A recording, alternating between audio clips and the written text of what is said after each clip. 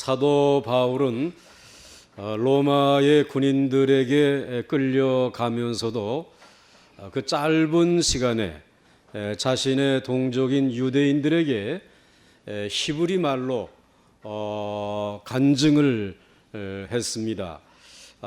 그 간증의 내용은 첫째는 예수를 만나기 전의 삶, 그것은 유대인들과 다름없이 율법을 열심히 행하고 또 최고의 율법 선생에게 율법을 배우고 그리고 예수 믿는 사람들은 핍박을 하면서 살았습니다. 이렇게 첫 간증을 하고, 그리고 두 번째로는 다메섹으로 예수 믿는 사람들을 잡아서 옥에 가두기 위해서 가다가 예수님을 만났다라고 간증을 한 것입니다. 사울아 사울아 네가 어찌하여 나를 핍박하느냐 라고 하는 음성을 들으면서 도대체 누구이십니까? 그때에 내가 핍박하는 나사렛 예수다, 이러한 말씀을 들으면서 나사렛 예수가 살아계시다, 그 부활하신 그 예수님을 만나는 그와 같은 귀한 체험을 하였다라고 간증을 한 것입니다. 그 다음에 이제 오늘 본문은 세 번째로 그렇게 예수님을 만나고 난 이후에 나에게는 새로운 삶이 시작되었다. 그 새로운 삶이 무엇인지를 그는 간증을 하고 있는 것입니다. 사실 다메섹으로 가는 길에서 너무나 강한 빛에 눈이 어두웠고, 그리고 눈이 어두워진 그 순간에 그 주님의 음성을 들으면서 나는 내가 핍박하는 예수라고 하는 그 말씀을 들을 때에 내가 지금까지 해온 일이 하나님을 핍박한 일이구나 라고 하는 이 말씀 앞에 충격을 받은 것입니다. 왜냐하면 하나님을 대적하고 하나님을 핍박한 사람은 성경에서 그는 죽이도록 했습니다. 여러분 잘 아시는 대로 언약궤를 예루살렘으로 옮겨오는 중에 그 우사라고 하는 사람이 수레에다가 하나님의 언약궤를 싣고 오다가 그 언약궤를 실은 이제 수레가 흔들릴 때에 그것을 붙들었습니다. 떨어지지 못하도록. 그런데 그 자리에서 그만 그가 죽었습니다. 그 죽은 이유는 딱 한 가지입니다. 하나님께서 언약궤를 옮길 때에는 제사장들이 어깨에 메어가지고 옮기도록 했습니다. 또 어깨에 메어야 될 사람이 누군가라고 하게 되면은 그 사람은 그 레위인 가운데도 고핫 자손만 그것을 하도록 했습니다. 그런데 다윗이 그렇게 말씀대로 하지 아니하고 우사라고 하는 사람에게 수레를 잘 만들어서 옮겼지만은 그러나 그것은 하나님을 대적하는 일이었습니다. 그 일로 인해서 우사가 죽었다는 말씀이죠. 그렇다면 하나님을 대적한 이 사울은 이제 죽어야 하는 것입니다. 그러니 얼마나 충격적이겠습니까? 얼마나 두렵지 않았겠습니까? 그때에 주님의 새로운 음성이 들렸습니다. 10절과 11절 말씀에 내가 이르되 주님 무엇을 하리이까? 주께서 이르시되 일어나 다메섹으로 들어가라. 내가 해야 할 모든 것을 거기서 누가 이르리라 하시거늘 나는 그 빛의 광채로 말미암아 볼 수 없게 되었으므로 나와 함께 있는 사람들의 손에 끌려 다메섹에 들어갔노라. 사도 바울은 주님에게 물었습니다. 10절 상반절에 내가 이르되 주님 무엇을 하리이까? 이렇게 질문을 했습니다. 지금 이 질문의 이유는 내가 지금 죽어야 하지 않습니까? 이제 이 질문을 사실은 드린 것입니다. 이제 제가 여기에서 도대체 어떻게 해야 합니까? 죽어야 하는데 이제 정말 내가 죽어야 하는 것입니까? 어떻게 무엇을 해야 합니까? 저는 눈으로 이제 보이지도 않고, 그리고 심령적으로는 너무나 무서운 두려움이 지금 내게 찾아와 있습니다. 나는 아무것도 할 수 없습니다. 어떻게 하면 좋겠습니까? 여러분, 사람이 살면서 지금까지 해온 일이 이제는 정말 아무런 의미가 없는 그런 무가치한 삶을 살았다. 하나님을 대적하는 삶이었고, 또 내 삶은 정말 잘 살았다고 나름대로 얘기하지만은 아무런 의미 없는 삶이다라고 그렇게 판단이 되어진다면 여러분 얼마나 허무하겠습니까? 그리고 얼마나 여러분 두렵지 않겠습니까? 완전히 엉터리의 삶으로 판정되어지게 되면 그 충격은 말로 표현할 수 없을 것입니다. 이제는 아무것도 할 자신이 없고 무엇을 어떻게 그리고 무엇부터 시작해야 할지 막막하기만 한 것입니다. 바울의 상황이 그러했습니다. 그런데 그때에 주님께서 또 말씀하십니다. 10절 중반절 말씀에 내가 무엇을 하려고 하지 말고 그냥 그대로 다메섹으로 들어가라. 주께서 이르시되 일어나 어디로 들어가라? 다메섹으로 들어가라. 이제 사울은 눈은 멀었지만 사람은 완전히 변해 있었습니다. 다메섹에 올 때는 씩씩거리면서 예수 믿는 사람들은 내가 다 잡아 죽이겠다고 하는 분노와 살기가 등등했는데 이제는 아무것도 할 수 없는 예수 그리스도의 포로가 되어진 것입니다. 그때 주님은 모든 유대인들에게 늘 칭송을 받는, 칭찬을 받는 아나니아라고 하는 형제를 통해 사울에게 안수하게 하셨습니다. 그래서 12절 13절 말씀의 율법에 따라 경건한 사람으로 거기 사는 모든 유대인들에게 칭찬을 듣는 아나니아라 하는 이가 내게 와 곁에 서서 말하되 형제 사울아 다시 보라 하거늘 즉시 그를 쳐다보았노라. 아멘. 예수님을 이제 직접 이 사울에게 찾아와서 그 눈에 예수님이 안수해 주실 수 있잖아요. 그런데 그렇게 하지 아니하고 그 지역에 있는 아나니아라고 하는 뭐 그렇게 유명한 사람도 아닙니다. 이 사람을 보내가지고 이제 그에게 안수할 테니까, 사울에게 안수할 테니까 네가 그 안수 기도를 받으라는 것입니다. 그래서 그 사람이 와서 실제로 안수할 때에 사도 바울의 눈이 다시 보게 되어졌다는 것입니다. 그런데 여러분, 이 사건은 우리들이 좀 주목해 봐야 될 부분이 있습니다. 지금 우리 주님께서 이 사울이라고 하는 사람을 정말 귀하게 쓰려고 하니까 주님이 은혜를 주셔야 되지 않겠어요? 그래서 은혜를 주시려고 하니까 이 사울이라고 하는 사람을 낮추시는 것입니다.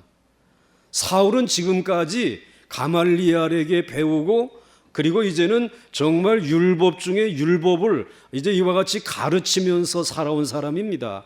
그리고 누구를 위해서 기도를 해준다면 모르지만은 기도를 받고 안수를 받는다. 그의 머리 위에 뭔가 누가 손을 얹고 안수를 한다고 하는 것은 이거는 그의 자존심이 허락하지 아니하는 것입니다. 그런데 우리 주님께서 그를 낮추시게 하셨어요. 그에게 안수를 받으라는 것입니다. 그런데 여러분, 그렇게 낮추실 때에, 낮아졌을 때에 주님의 은혜가 임하는 줄 믿으시길 바랍니다. 주님의 능력이 임하시는 줄 믿으시기 바랍니다. 물은 높은 데서 낮은 곳으로 흐르는 것입니다. 주님이 주시는 은혜, 생명을 살리는 은혜는 교만한 사람에게는 임할 수 없는 것입니다. 물이 낮은 곳으로 임하듯이 여러분의 삶을, 여러분의 생각을 낮추어서 겸손하게 무릎 꿇을 때에, 그때에 주님의 은혜, 주님의 능력은 여러분에게 임하시는 줄 믿으시길 바랍니다. 그래서 그를 낮추셨어요. 그리고 안수를 받았어요. 그리고 눈을 뜨게 되었습니다. 그리고 주님은 바울에게 바울에 대한 새로운 삶의 계획을 들려주셨습니다. 오늘 14절부터 16절 말씀에 그가 또 이르되 우리 조상들의 하나님이 너를 택하여 너로 하여금 자기 뜻을 알게 하시며 그 의인을 보게 하시고 그 입에서 나오는 음성을 듣게 하셨으니 네가 그를 위하여 모든 사람 앞에서 네가 보고 들은 것의 증인이 되리라. 이제는 왜 주저하느냐? 일어나 주의 이름을 불러 세례를 받고 너의 죄를 씻으라 하더라. 아멘. 여기서 우리는 아주 중요한 것 또 두 가지 사실을 발견할 수 있습니다. 하나는 사울이 길에 오면서 예수님의 환상을 보았습니다. 큰 빛으로 오신 예수님을 보았습니다. 그리고 눈이 멀었다가 이제 아나니아의 안수 기도로서 치료가 되어졌습니다. 그것으로 모든 것이 다 되어진 줄 알았습니다. 그런데 아닙니다. 주님께서 아나니아를 통해서 이 사울에게 요청한 것은 너는 빨리 죄사함을 받고 세례를 받으라고 말씀을 해주시고 있습니다. 오늘 왜 16절 말씀에 이제는 왜 주저하느냐? 일어나 주의 이름을 불러 세례를 받고 너의 죄를 씻으라 하더라. 왜 그렇게 말씀을 하셨을까? 여러분들, 이것은 매우 중요한 일입니다. 즉 사울의 체험이라고 하는 것, 큰 빛에 눈이 멀었다가 눈이 떠지는 것, 그리고 부활하신 예수님을 직접 만나는 것, 이거는 굉장한 체험입니다. 아무에게도 그렇게 주시지 아니하는 그런 체험을 오늘 이 사울이라고 하는 사람에게 주셨습니다. 그런데 우리는 그 체험이면 이제는 다 되었다라고 생각합니다. 예수로 인하여 이제 구원받고 이제는 모든 게 다 되었는가 보다 라고 생각하는데 그게 아니라 여러분 아무리 크고 대단한 체험이라도 믿음의 길을 걸어가는데 약간의 도움만 되어지는 것입니다. 하나님이 주시는 구원의 축복이라고 하는 것은 예수의 피로 거듭난 확실한 증거를 가지고 있는 이들이 전하는 말씀을 들을 때에 믿음은 들음을 통해서 우리에게 주어지는 줄 믿으시기 바랍니다. 그리고 그를 통해서 그 믿음을 얻을 때에 그는 죄사함을 받으며 구원함을 얻으며 하나님의 자녀가 되는 줄 믿으시기를 바랍니다. 그 과정 속에 세례가 꼭 필요하다라고 하는 말씀입니다. 그런 의미에서 보게 되면 여러분들이 어떤 신령한 체험만을 사모하지 마시고 여러분들이 예수 그리스도의 피로 거듭난 이들이 전하는 말씀에 귀를 기울일 수 있기를 주의 이름으로 축원합니다. 그때 여러분의 마음속에 믿음이 역사할 줄 믿으시기를 바랍니다. 그러면 여러분들은 구원받은 백성이 되어지는 것입니다. 그렇기 때문에 오늘 우리들이 이 세상에 살면서 기도 많이 해서 누군가에게 기적과 체험을 행하는 것이 아니라 우리 주님께서는 오늘 사도 바울은 우리에게 나아가서 예수 그리스도의 복음을 전하라고, 그럼 전하게 되면 그 전하는 말씀이 성령의 역사로 말미암아 그 사람의 마음을 움직여 그리고 그 회개하게 하고 주의 이름을 부르게 하고 세례를 받고 구원받는 역사가 일어난다라고 말씀해 주시고 있습니다. 입을 열어 복음을 전할 수 있기를 주의 이름으로 축원합니다. 간증할 수 있기를 바랍니다. 그 다음에 오늘 이 주님이 아나니아를 통해서 들려주신 음성 가운데 주의 이름을 부르면서 이제 죄사함을 받고 세례를 받으라는 이 말씀과 함께 들려주신 또 한 가지 중요한 것은 왜 그 부활하신 주님이 그 영광스러운 모습으로 이 사울이라고 하는 사람에게 나타났느냐 말이죠. 그를 왜 만나 주셨느냐라고 하는 것입니다. 왜 이러한 모습으로 만나 주셨을까? 그것은 오늘 사도 바울에게 사울에게 맡겨주실 이방인의 선교가 그만큼 가치 있는 일이다. 그 영광스러운 주님을 만나서 들어야 할 만큼 그 일은 너무나 시급하고 중요한 가치를 가지고 있다라는 사실을 알려주시기 위해서 확신시켜 주시기 위해서 그 영광스러운 주님이 직접 사울을 찾아와 만나 주신 것입니다. 오늘 이 체험을 하고 난 다음에 며칠이 지난 다음에 사울은 예루살렘으로 올라갑니다. 그리고 예루살렘 성전에서 조용히 기도합니다.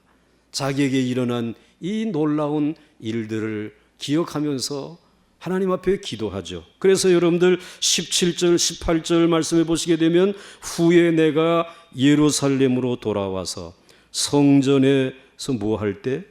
기도할 때에 황홀한 중에 봄에 주께서 내게 말씀하시되 속히 예루살렘에서 나가라. 그들은 내가 내게 대하여 증언하는 말을 듣지 아니하리라 하시거늘. 21절 나더러 또 이르시되 떠나가라. 내가 너를 멀리 어디에로? 어디에게로? 이방인에게로 보내리라. 예루살렘은 떠나라. 예루살렘에서 나가라. 예루살렘에는 자기의 동족 유대인들이 있습니다.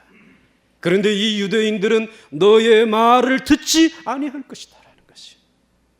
그래서 너는 이곳을 속히 나가서 이방인에게로 가라고 부활하신 주님이 친히 말씀해 주셨어요. 예수님께서 사도 바울에게만 부활하신 모습으로 나타나신 것은 이방인 선교의 가치와 위상을 보여주시기 위한 것입니다. 즉 이방인 선교가 조금도 열등하지 않고, 그리고 이와 같이 부활하신 예수님께서 직접 너를 보내신다고 하는 그런 뜻으로 오늘 저에게 직접 나타나서 보여주신 것입니다. 한번 여러분이 생각해 보시기 바랍니다. 우리가 우리 민족에게 복음을 전하는 것과 저 아프리카 탄자니아나 저 인도에 있는 이들에게 복음을 전하는 것, 어느 것이 더 시급하고 어느 것이 더 가치 있고 중요한 일입니까? 오늘 주님의 대답은 똑같이 중요하다는 것입니다. 오늘 이 탄자니아에 가서 복음을 전하는 일도 가치 있는 일, 인도에 복음을 전하기 위해서 비전 트립을 떠나는 일, 가치 있는 일. 그렇기 때문에 주님께서는 그 일에 대해서 유대인으로서 편견을 가질 수 있는 그 편견을 거둬들이고 그것이 가치 있는 일이라고 하는 사실을 보여주시기 위해서 그 부활하신 영광스러운 주님께서 친히 사울을 만나 주신 줄 믿으시길 바랍니다.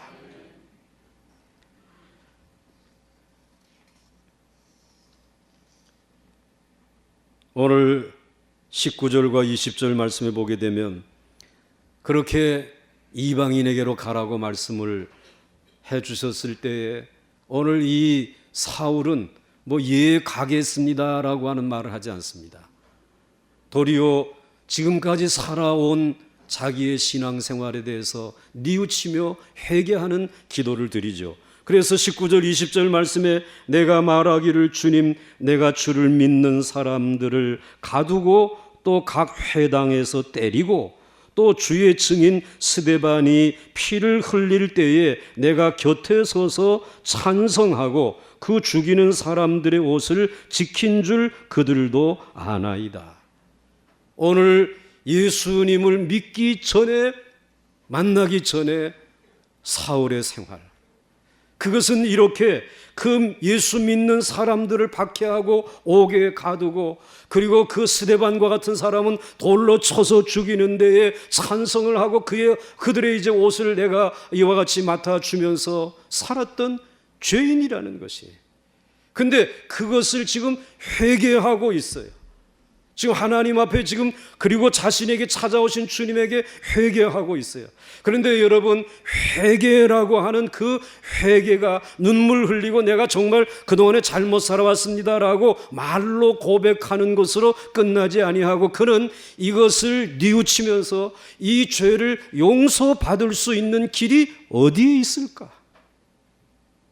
그는 거기에서 결단하는 것입니다. 이 무섭고 더러운 하나님을 대적했던 이 죄를 씻는 길은 주님이 내게 새로운 삶으로 명하신 이방인의 구원을 위해서 내 모든 생명을 바쳐서 내 몸이 부서지도록 죽도록 충성하는 일이다. 오늘 그것을 결단하고 있는 것입니다. 그러므로 그의 회개는 말로만 하는 회개가 아닙니다. 몇 방울의 눈물로 잘못 살아왔습니다라고 뉘우치는 것이 아닙니다. 오늘 주님을 만나면서 새롭게 주어진 사명과 삶에 대해서 나 이제 생명 걸고 이미 죽었어야 할 사람을 살려주셨으니까 나 이 이방인에게 복음 전하는 일을 위해서 내 모든 것을 던지도록 하겠습니다.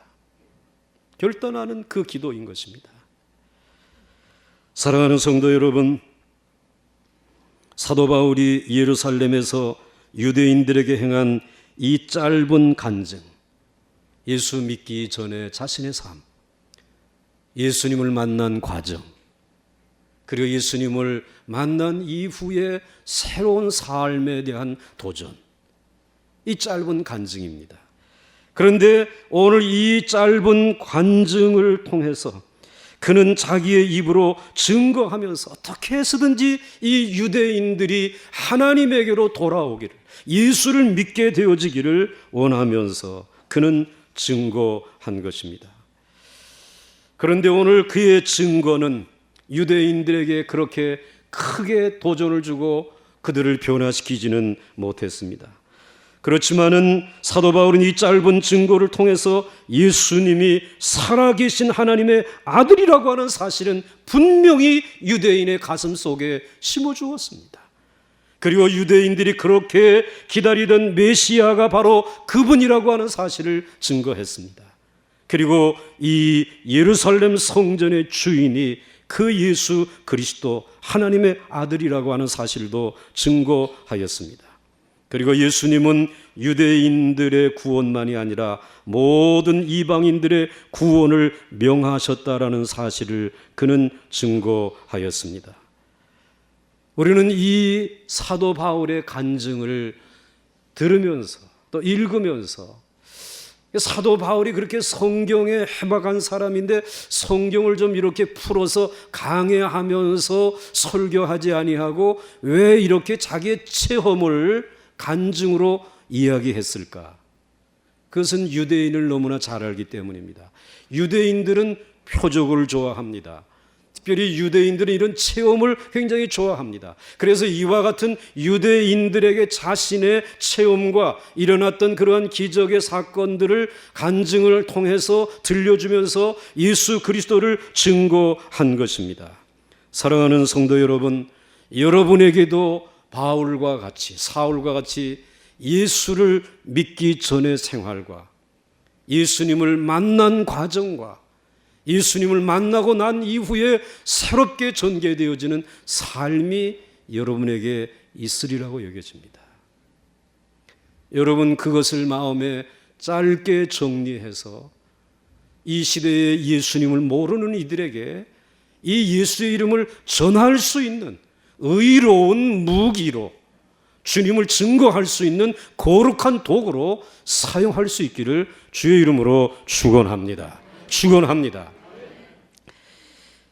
그 다음에 이제 마지막으로 오늘 그 간증을 들은 이 유대인들의 반응이 어떠했느냐라고 하는 사실을 오늘 말씀해 주시고 있습니다. 근데 유대인들의 반응은 생각하는 것과는 달리 격렬한 반발이 일어났습니다. 22절과 23절 말씀에 이 말하는 것까지 그들이 듣다가 소리질러 이르되 이러한 자는 세상에서 없애버리자 살려둘 자가 아니라 하여 떠들며 옷을 벗어 던지고 티끌을 공중에 날리니 왜 유대인들이 갑자기 사도 바울이 이방인들에게 보냄을 받았다라는 내용에서 더 이상 참지 못하고 소리를 지르면서 반발을 했을까? 오늘 이 말하는 것까지 그들이 듣다가 이 말하는 것은 하나님께서 나를 이방인에게로 가라고, 예루살렘에서 나가라, 예루살렘을 떠나고 이방인에게로 가라 라고 하는 이 말을 들을 때까지는 참았어요. 그런데 이방인 이자가 나오니까 튄 것입니다. 왜 이 유대인들이 이 이방인들에 대해서 이 이방인자만 나오게 되면 이렇게 저들이 반발을 하고 그리고 참지 못하는 것일까? 난동을 부렸을까? 그것은 예수 믿는 자들에 대한 시기심 때문에 그렇습니다. 유대인들은 스스로 하나님을 제일 잘 믿는다라고 생각했습니다. 자기들이 선민이라고 생각했습니다. 표면적으로 나타나는 이와 같은 경건에 있어서는 세계 어느 민족과 비교가 되지 않을 수 있을 만큼 그들은 특별했습니다. 그러나 이상한 것은 기적이나 성령의 역사는 자신들을 통해 나타나지 아니하고 보잘것없는 예수 믿는 사람들을 통해서 방언의 역사도 일어나고 성령의 기적의 역사도 일어나게 되어지니까 그만 이들의 마음속에 이방인에 대한 시기심이 저들의 마음속에 찾아오게 된 것입니다. 그래서 이방인 컴플렉스가 생겨진 거예요. 그래서 이방인에 대한 정말 이 시기심 때문에 그들은 어찌할 수가 없어서 지금 소리를 지르고 있는 것입니다. 이방인들에게 이런 성령의 능력이 나타나면 나타날수록 더욱더 이방인들을 미워하고 기독교를 박해했습니다. 사도 바울이 유대인들에게 그렇게 미움을 받는 이유도 누구에게 복음을 전하였기 때문입니까? 이방인에게 복음을 전하였기 때문입니다. 결국 우리는 이 모습에서 사람이 구원을 받는 것은 유대인들처럼 사람의 힘으로 구원받는 것이 아니라 하나님의 주시는 은혜로 구원받는 줄 믿습니다. 하나님이 그렇게 하시는 것이요. 사랑하는 성도 여러분, 이제 오늘도 마찬가지입니다. 예수 믿지 아니하는 여러분의 가족들, 친구들, 이상하리 많지 예수 믿는 자들에 대한 강한 반발심을 가지고 있습니다. 왜 그럴까? 왜 그토록 예수 믿는 사람들을 미워하는 것일까? 그 하나는 예수님의 손에 붙잡히기 싫어하기 때문에, 그래서 반발하는 것입니다. 사람의 기질은 누구인가에 이렇게 붙잡혀서 살아가는 것을 원하지 않습니다.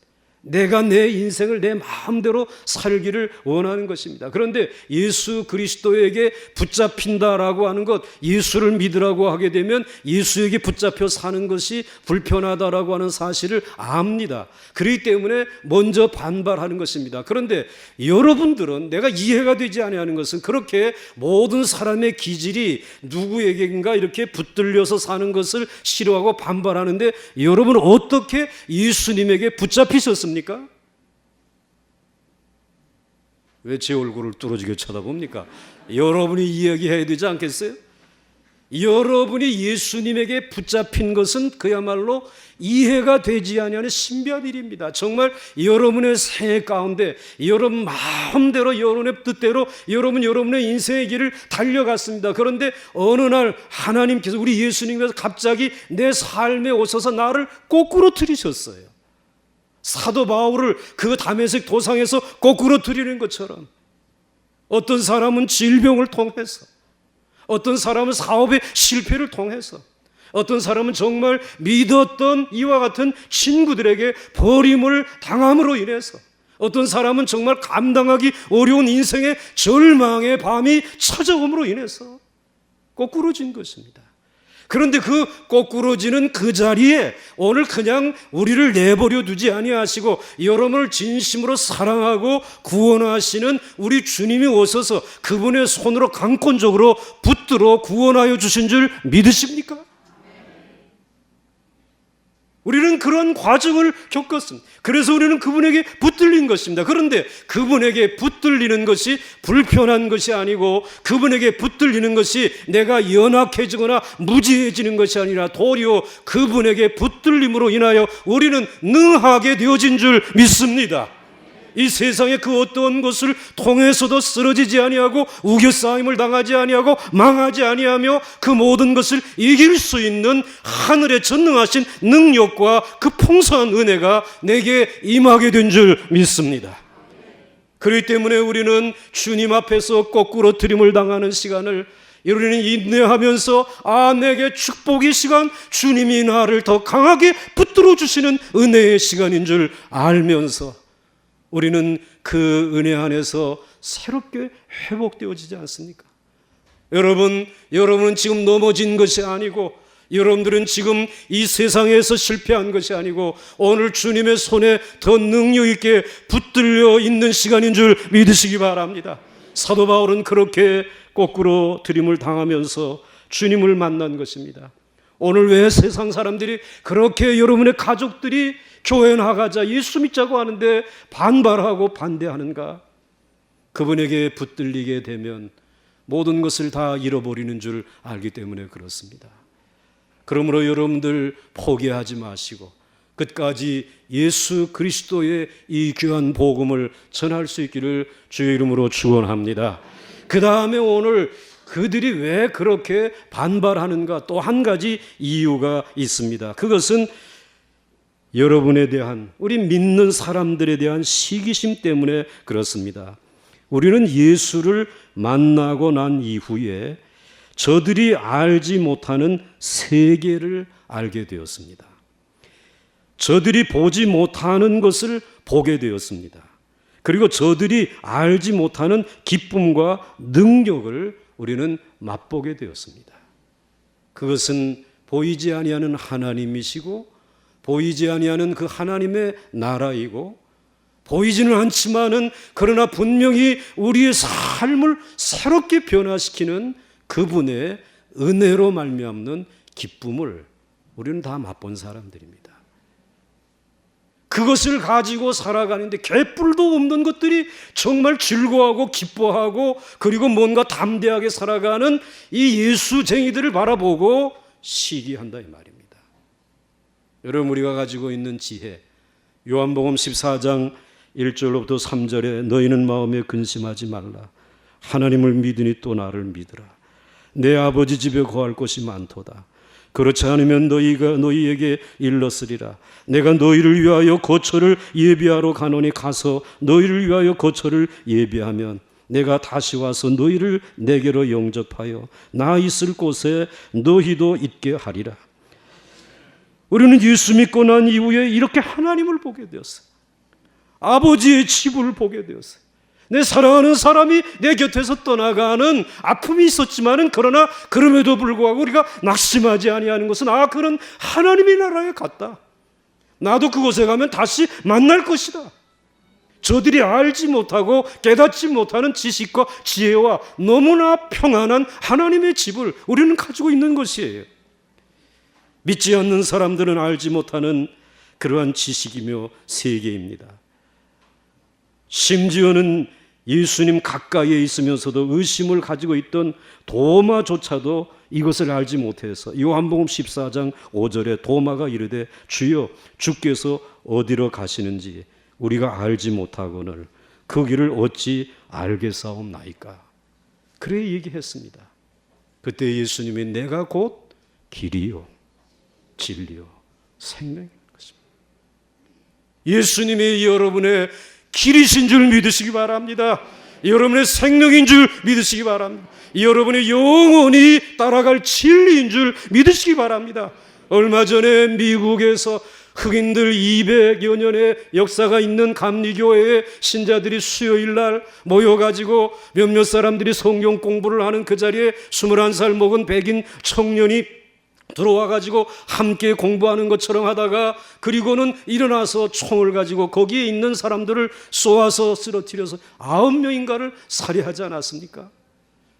그 청년이 붙들려서 신문을 받으면서 자기의 마음을 털어놓을 때 이렇게 얘기하지 않았어요? 나는 그들과 1시간 머물러 있는 동안에 내 계획을 포기할 뻔했다라네. 너무나 진실하고 너무나 친절하고 너무나 확신에 차 있는 그들 때문에 거기서 자기 마음이 잠깐 흔들렸다는 것입니다. 그때 내려놓았으면 이런 일이 없었을 것이. 그런데 그는 그 마음을 그만 사람을 죽이는 일에 사용하면서 결국은 붙들렸어요. 그리고는 그 재판하는 그 재판정에 이 죽은 이들의 그 가족들이 영상으로 그 법정에 모여 있는 이들에게 전송한 영상이 소개되지 않았어요? 그 영상에 어떠한 피해자의 가족인 그 여성이 이렇게 얘기합니다. 나는 정말 사랑하는 가족을 잃어버렸습니다. 그렇지만 그는 내 곁을 떠났지만 하나님의 나라에 있는 줄 나는 믿습니다. 그렇기 때문에 나는 저 사람을 미워하지 아니하고 저 사람을 용서할 수 있습니다. 이런 지혜가, 이런 지식이, 이러한 삶의 모습이 여러분 어디에 있습니까? 이건 믿음을 가지고 살아가는 사람, 예수님을 만난 사람들, 그들에게만 있는 지식입니다. 그들에게만 있는 기쁨이고 소망입니다. 여러분, 우리는 적어도 이러한 소망과 이러한 기쁨을 가지고 살아가는 하나님의 백성들인 줄 믿으시기 바랍니다. 이런 소망을 가지고 살아가기 때문에 그렇게 절대 절망의 순간에도 절망하지 아니하고 용서하고 사랑하고 평화를 선포할 수 있는 이 당당함 때문에 오늘 믿지 아니하는 사람들은 이 그리스도인들을 시기하는 것입니다. 그리고 도리어 더 강팍한 마음을 가지고 우리들을 멸시하고 있는 것입니다. 사랑하는 성도 여러분, 이제 우리들이 이와 같은 하나님의 은혜 안에서 살아가는 하나님의 백성들, 여러분들 믿음의 눈이 열려질 수 있기를 주의 이름으로 축원합니다. 주님을 만난 이들에게 주님은 거꾸로 들여서 그를 그의 노예로 삼으려고 하는 것이 아니라 이렇게 알 수 없는 천국의 비밀을 우리에게 알려주셔서 천국의 능력을 가지고 이 세상을 변화시키는 중심에 세우시기 위해서 오늘 저희들에게 찾아오신 줄 믿으시길 바랍니다. 이제 여러분 그 주님을 만날 수 있기를 바랍니다. 그 주님을 이제 증거하며 살아갈 수 있기를 주의 이름으로 축원합니다.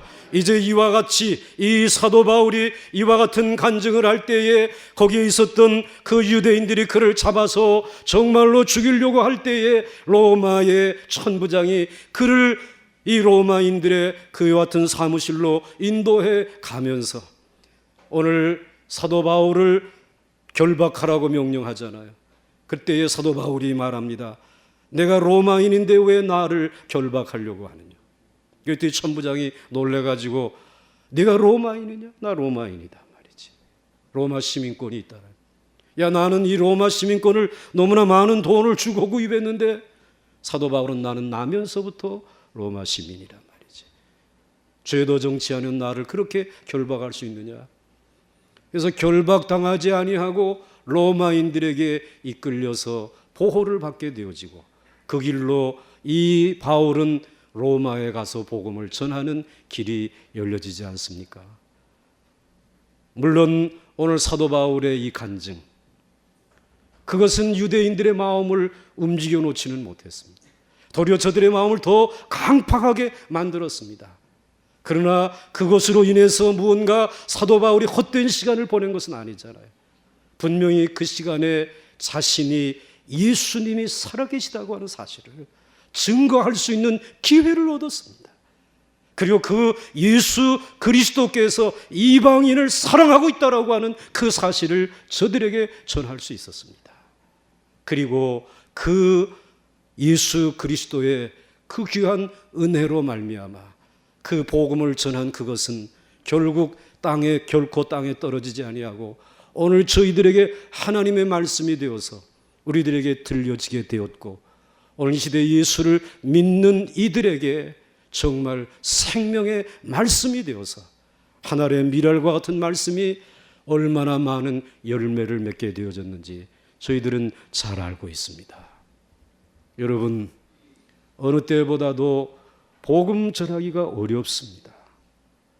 유대교도들 이상으로 한국에 있는 이들이 교회에 대해서 그리스도인에 대해서 너무나 강팍한 마음을 가지고 있습니다. 복음을 전하기 어려운 상황 속에 직면해 있습니다. 정말 하나님이 그 어느 때보다도 우리에게 우리 민족에 축복해 주셨는데 이 모든 것이 하나님의 은혜인 줄 모르고 오늘 마음들을 닫고 있는 상황입니다. 뿐만 아니라 오늘 한국에 있는 교회들도 우리 교회도 예외는 아니지요. 정말 복음에 든든히 붙들려 있어야 되는데 인본주의에 입각해서 여러 가지 인간적인 생각을 가지고 교회를 다루고 교회 생활을 하면서 우리는 점점 쇠약해져 가고 있는 것이 너무나 안타깝습니다. 그럼에도 불구하고 여러분 예수 그리스도의 복음, 그분을 만난 생생한 증언, 이 간증은 여러분의 입을 통해서 전해져야 할 줄로 믿습니다. 전해지면 오늘 그것은 분명히 잃어버린 것 같지만 마침내 찾고 구원할 수 있으며 저들을 변화시킬 수 있는 줄 믿으시길 바랍니다. 그러한 마음의 결단들이 이루어질 수 있는 이 아침이 될 수 있기를 주의 이름으로 축원합니다. 축원합니다. 함께 찬송하겠습니다.